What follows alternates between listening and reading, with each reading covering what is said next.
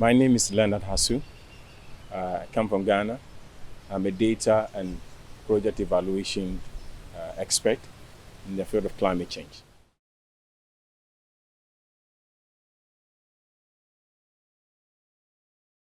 Okay, thank you very much. I find that question very interesting to ask and also quite very deep. I will start first of all, in Africa we find the issue of agriculture very key. So when you talk about climate change, I would say the most important areas or key areas is flooding. You also have drought that is taking place leading to crop failure. We have the case of where you have also swarms and locusts entering into communities and to farmlands. Another big issue is the land tenure systems and then land ownership issues, where you have, due to policies around the world pushing for more food production and all that, you have foreign companies and individuals entering into Africa, buying huge lands for commercial agriculture. That has two ways to it. First of all, when the lands are purchased, there is the land use changes. Land that are used for agriculture has been used for other commercial agriculture or other times real estate. You also have the issue whereby when those lands are purchased, it leads to displacement of individuals or community members. So because this is where I farm, this is where I do my economic activities, but if the land is bought from me, then I must find an alternative way. And then that also lead to migration. So you have more population and overpopulation in the urban centers.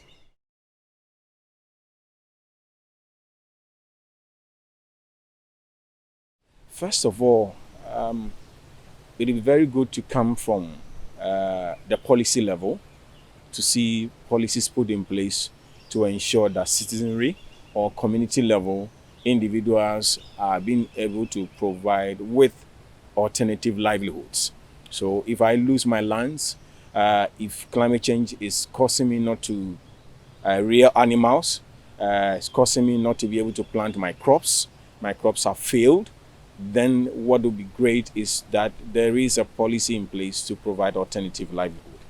We'd also like to see the international organizations not only dealing with the regional blocks or the national architecture for governance, but rather have impact at the local level, where communities have a fair share of whatever benefit that comes from projects or policies.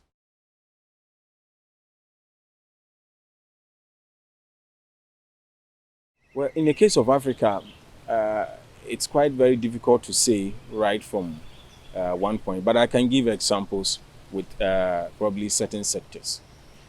If you come to agriculture, we know for a fact that in some African countries, especially in ECOWAS, you find some organizations or government trying to implement policies and projects or programs which sometimes find it difficult to get to the hinterlands. So we would like to see projects not developed from international setting, say the UN organization developed project or the ECOWAS developed project, but projects should be developed from the local level, or at least there should be local participation in the development of project ideas or project concepts or program formation.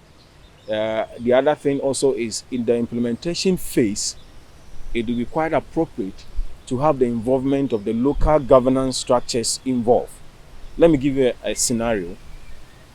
You have a project that is implemented from the national level at the local communities, but then everything is planned from the national level, and then they have consultants, they have individuals, they have NGOs who implement the project on the grounds, but at the end of the day, the local governance structure is not part. But for the sake of sustainability of the programs or the projects, you need to hand over the projects to the local governance. So if they are not part of it in the implementation phase, it is quite difficult for them to sustain the project. So require that local governance structures should be part of the implementation of the project.